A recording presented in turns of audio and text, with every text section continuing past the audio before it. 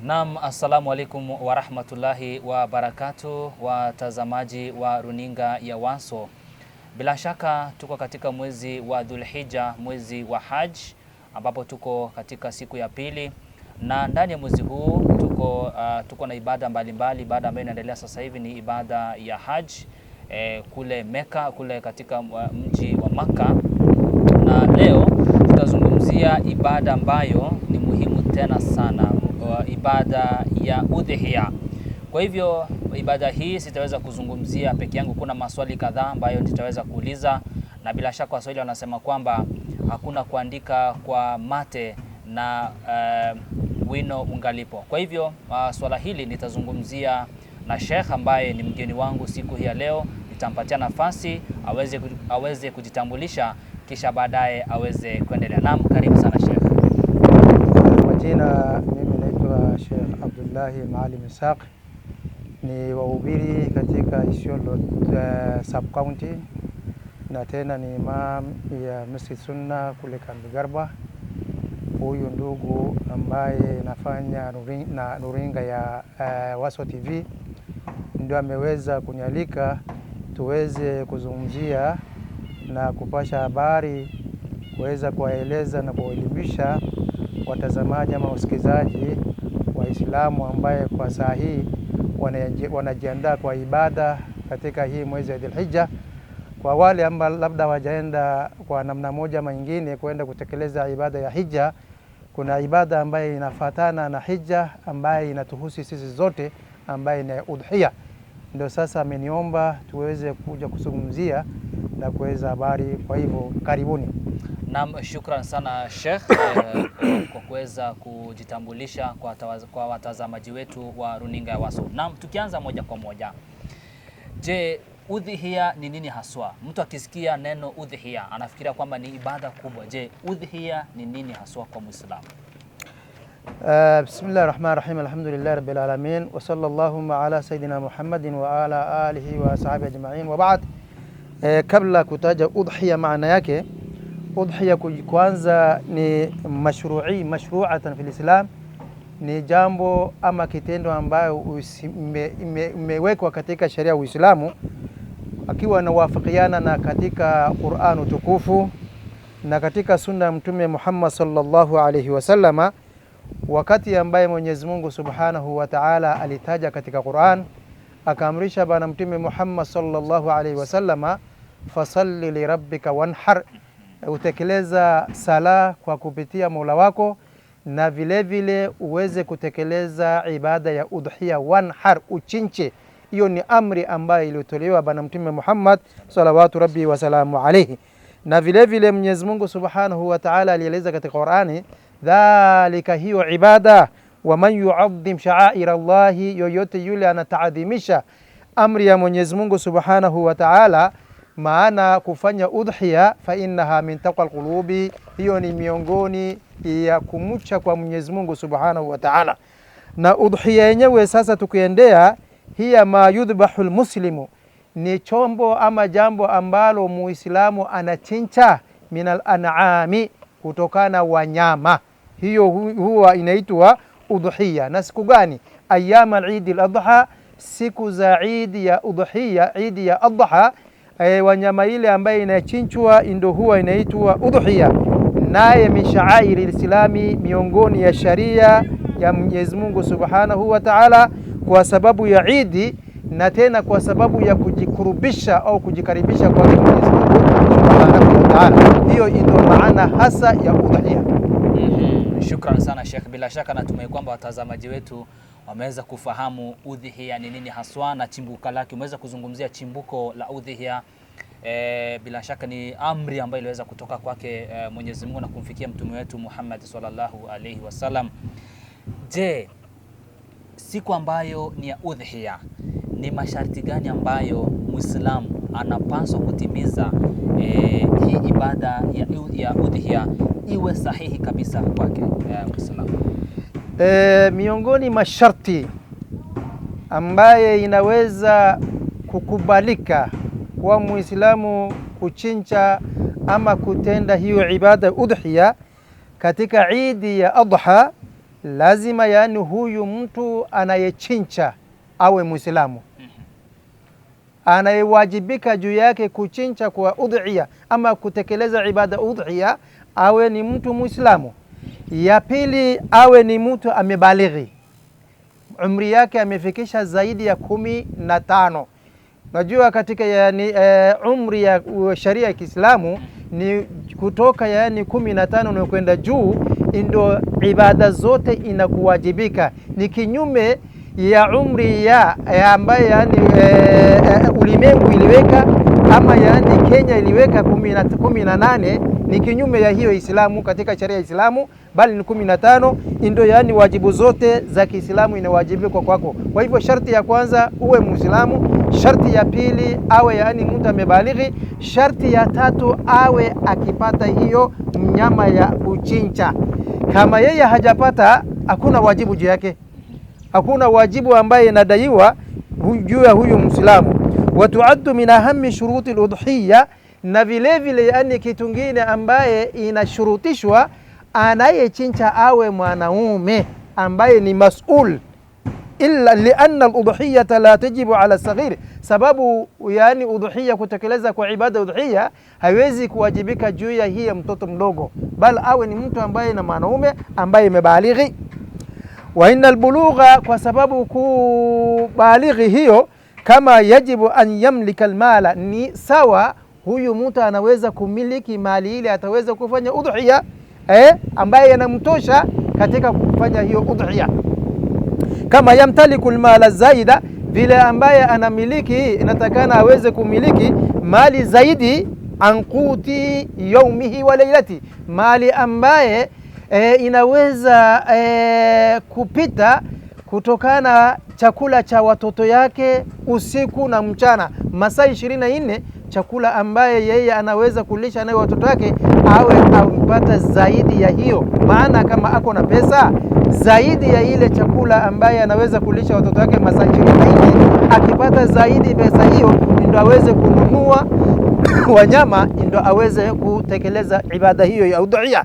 Bima yakfi tamunnu udhiya liqauli nabii sallallahu alayhi wasallam, kile ambaye yani anaweza kufikisha yeye kutekeleza hiyo udhiya kwa kupitia neno ya Mtume sallallahu alayhi wasallam. Mtume anasema man wujida sa'atan, yoyote yule amepata zaidi ya kuweza kupatia watoto yake katika masaa 20 na hiyo, falam yudhi, lakini hakuweza kufanya udhiya hiyo, fala yaqrabanna salatana au musallana, anasema Rasul sallallahu alayhi wasallam, asikaribie idi yetu ama sala zetu. Anasema maana yule amepata zaidi ya nafaka, utoshelezaji ya watoto yake na familia yake, na hakuweza kutekeleza hiyo ibada, asitukaribia, anasema Rasul sallallahu alaihi wasallam. Kwa hivyo masharti, lazima huyu mtu awe Muislamu, awe yani mubalighi, awe ni mtu ambaye anaweza kupata zaidi ya chakula cha watoto yake katika masaa 24 hiyo. Naam. Haya, bila shaka Sheikh, shukrani sana kwa maelezo hayo kuhusiana na masharti ambayo Muislamu anapaswa kutimiza wakati ambapo anatimiza hii ibada. Swali jingine Sheikh, je, tunafahamu kwamba kuna baadhi ya wanyama ama kuna wale wanyama ambao wanapaswa kuchinjwa siku hii? Naomba tutajie hawa wanyama, na swali jingine ni sifa zipi ambazo zinazotakiwa kwa mnyama ambaye anapaswa kuchinjwa wakati wa kutekeleza hii ibada ya udhiya? Wanyama ile ambaye hitajika kutekeleza kwa hiyo ibada udhiya ni aina 4 ya wanyama. Aina 3 ya wanyama: ngamia, ng'ombe, mbuzi. Na mbuzi tukisema kuna mbuzi nyeupe na kuna kondoo. Kwa hivyo kama tunasema hiyo itakuwa kama 4. Lakini kama tunasema mbuzi kwa jumla, aina 3 ya wanyama ni ngamia, ng'ombe, mbuzi, ndio natakikana iweze kufanyika kwa kutekeleza hiyo ibada. Na katika hiyo ngamia, ile miaka ambaye inatakikana itimie ndio aweze kutekeleza ibada hiyo, lazima hiyo ngamia iwe ngamia maka 5, iwe imefikisha maka 5. Ng'ombe maka 2, Mbuzi nyeupe mwaka mmoja, mbuzi gondoo ni miezi 6. Hiyo ndio masharti katika hiyo ngamia. Na ile masharti nyingine inatakikana kwa hiyo wanyama ipatikane. Hiyo yani wanyama ni wanyama ambaye mnono, wanyama ambaye iko na afya, wanyama ambaye iko sawasawa kwa kupitia kulingana na sharia vile anavyoeleza. Sharia nasema ya kwamba hii wanyama ambaye inafanywa udhuhia ama ibada ya udhuhia isiwe mnyama ambaye mgonjo na mgonjo yake inaonekana. Mgonjo yake inaonekana, isiwe mgonjo inaonekana. Ya pili, isiwe mnyama ambaye imekuwa mzee ambaye hiwezi kukubalika kuchinjwa katika udhuhia hiyo. Ya tatu, isiwe mnyama ambaye imekuwa goigoi. Imekuwa goigoi ambaye hata yaani haina mafuta, ikivunjwa hata mafupa yake hakuna mafuta ndani yake. Goigoi ile ambaye imekuwa goigoi kabisa na hainoni, bali kuacha kunona, amekuwa goigoi kabisa hata haistahili kuchinjwa. Kwa hivyo yaani ile sifa ama ile masharti inatakikana kuchinjwa kwa hiyo mnyama ni hizo. Na zingine ni mnyama ambaye hijakatwa masikio yake yote. Isiwe yani imekatwa masikio yake yote, kwa sababu kila jamii ina alama fulani ambaye wanawekanga kwenye wanyama yao. Alama inakubalika. Kwa mfano kama inapasuliwa yani masikio kidogo, au yani juu kidogo yani inakatwa, au yani inawekwa yani alama mahali fulani, lakini isiwe imekatwa masikio yote, au isiwe imekatwa yani mkia yote, kama ni gondoo ama mbuzi ama ni ng'ombe yote isiwe. Lakini kama imezaliwa hivyo imezaliwa hivyo inakubalika. Lakini kukatwa yani wewe unakatwa ukaweka alama yako ya kijamii, hapana. Hizo ndio yani masharti au alama ambayo inatakikana isiwe inapatikana katika hiyo wanyama kuchinjwa. Na Sheikh, pengine tukisalia papo hapo Naam. Kuna baadhi ya wale ambao ni wafugaji ama wale ambao wanamiliki mbuzi, kondoo ama ngamia, kuna alama ambayo wanatia kwa kuweza kuchoma, pengine kutumia chuma. Je, hii inaswihi miongoni mwa masharti ambayo inapaswa kufuatiliwa wakati wa udhiya? Ile inachomwa, kwa mfano kichwa inachomwa, ama kule upande ya paja inachomwa, au upande ya mgongo, haiwezi kudhuru chochote na kubalika. Kile ambayo inakataliwa ni kukatwa viungo. Viungo fulani. Kama mimi nasema yani, kama ile ninasema yani masikio, viungo kukatwa tu ndio haikubaliki. Lakini alama ile ya kuchoma kuwekwa, hiyo nakubalika. Na pengine tukisalia papo hapo, pengine umeenda kununua yule mbuzi ama kondoo, umembeba pengine kupitia pikipiki, pengine ajali katokea, yule mfugo akaweza kupata ajali akavunjika miguu yake. Je, anaweza kuchinjwa siku baada ya pengine swala ya Eid, siku ya udhiya? Hapo sasa hii ikiwa yani salimini ndio ulinunua kwa soko, au ulileta kutoka wapi? Kutoka yani boma. Ile kama unaambiwa ni ile bado funjika, ile anaambiwa ni ile imekatwa mguu, lakini ile imevunjika lakini bado yani iko salama, iko sawa na kubalika. Naam, shukran sana. Bila shaka ni maelezo mazuri kabisa kutoka kwa Sheikh.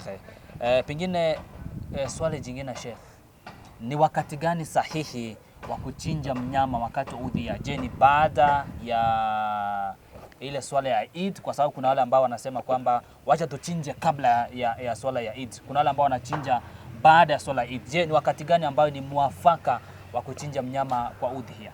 Wakati ambaye ni muafaka udhiya kuchinjwa ni siku 4 kwanza. Ni siku 4 kutoka siku ya Eid. Siku 4. Siku ya Eid ambaye ni siku ya 10 ya tarehe ya Kiislamu, tarehe 11, tarehe 12 mpaka tarehe 13 jioni, wakati kama usizutuko inakubalika. Na nini? Kubalika. Kwa hivyo yani ile ambaye iko na fadhila zaidi ni asubuhi ya Eid.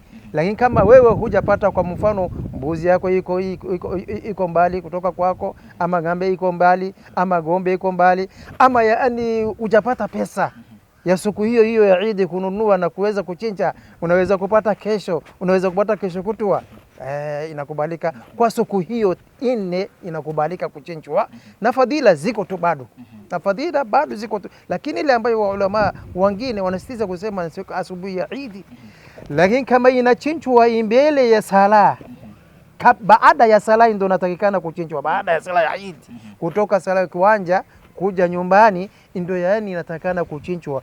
Ukichinja hata kwa masaa moja au masaa mawili kabla sala kusaliwa, kabla sala kusimama, hiyo ni nyama tu ambaye wewe unajichinjia kukula. Lakini ile ambaye inafungamana na Eidul Adha ni baada ya sala.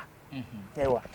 Pengine Sheikh, tukisalia papo hapo, kwa sababu kuna baadhi ambao wanasema kwamba ndio nimepata mbuzi leo, nimepata mbuzi jana, ama pengine kesho kutwa.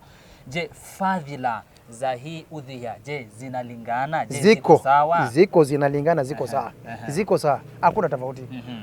Shukran sana. Bila shaka tunaendelea na mahojiano yetu kuhusiana na ibada ya udhiya na Sheikh. Pengine swali ambalo ni la muhimu tena zaidi tukiweza kumalizia Sheikh kwa sababu ya muda. Je, kuna namna maalum ya kugawa nyama ya udhiya? Na je, ni nani ambaye anapaswa kunufaika nayo? Kwa sababu kuna wale ambao wanachinja, mimi nimechinja, jirani yangu amechinja. Je, ninaweza kumgawia hii nyama ya udhiya? Nyama ya udhiya, kwanza kuchinja udhiya ni ibada.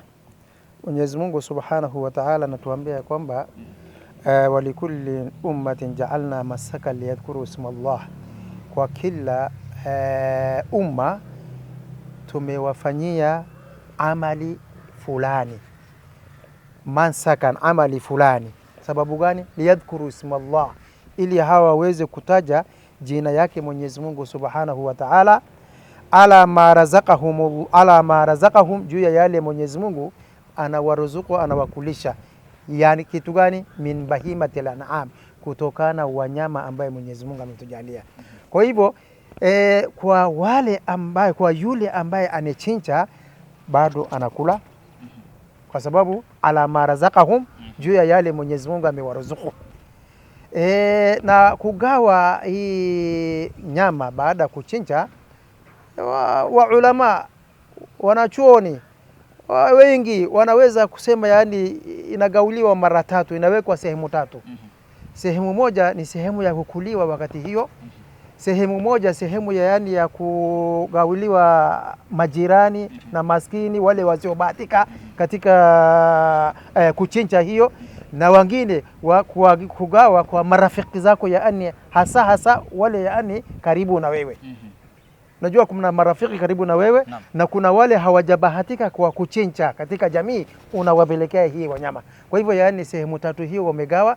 Moja ni wewe kukula pamoja yani watoto yako, ya pili wewe kupelekea marafiki ile ambaye karibu na wewe, ya 3 kuwapatia wale wasiobahatika katika jamii. Hapo nikiongeza zaidi, katika jamii yetu tuko na mali, tuko na mbuzi, tuko na ng'ombe na ngamia mingi, lakini jamii yetu hawafati namna ambaye taratibu ambaye sharia imetuwekea na imependekeza.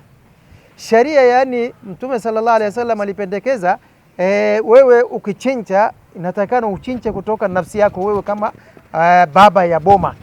Alafu yani kama wewe uko na nguvu uchinje kwa mke yako. Alafu kama wewe uko na zaidi nguvu uchinje kwa watoto yako kama 3, 4, 5, uchinje kutoka kwa hao yote, maana mbuzi 3, 4, 5 hivi. Lakini sisi yani jamii yetu ni jamii ambaye imekuwa bakili sana. Mtu ambaye ako na mbuzi 1000, mtu ambaye ako na mbuzi 500, mtu ambaye ako na mbuzi 1500, ndio analeta mbuzi moja anakata, alafu baadaye anategemea ya msaada. Anaongoja ya msaada, anakimbia kwa msaada, anachukua gunia na kuisu, anakimbia hapa na pale kutafuta msaada. Bali watajiri wengine wanakimbia na gari wanatafuta yani ile ya msaada. Na inatakikana wewe mwenyewe yani utoe msaada, uweze ufikishe maskini wale hawajapatika hiyo mali yako ambaye iko boma, uweze kuchinja kukata mingi ndio uweze kuwafikisha. Lakini pamoja yani maalasaf, bahati mbaya, kwa bahati mbaya sisi leo mategemeo yetu ni ya msaada kutoka nje tunategemea. Hali yani boma yetu inajaa mbuzi, hali boma yetu yani inajaa ng'ombe, hali boma yetu inajaa ngamia. Hasa hatujawahi kuona hata yani watu wetu wanachinja mbuzi ni ngamia ama ng'ombe. Watu wetu yani ni kitu ambaye nadiria haipatikani.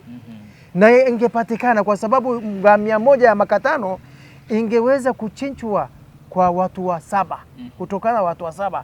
Kama wewe ungeleta kutoka boma yako mwenyewe uchinje ngamia moja, umetosheleza ya kuchinja kwa familia yako mzima, watu 7 pamoja na wewe.